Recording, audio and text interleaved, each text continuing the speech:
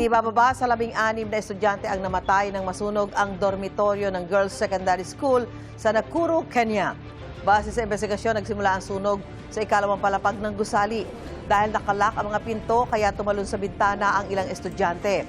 Ayon sa Education Minister ng Kenya, 79 na estudyante ang sugatan sa insidente. Patuloy pa ang investigasyon sa sanhi ng apoy.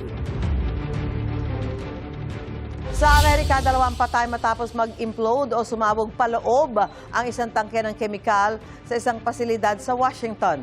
8 naman ang naitalang sugatan. Samantala, mula rescue ay naging recovery na ang operasyon para sa 9 na manggagawang nawawala. Batay sa investigasyon, ang sumabog na tangke ay naglalaman ng kemikal na white liquor na ginagamit sa paggawa ng paper pulp. Inaalam pa ang sanhi ng pagsabog.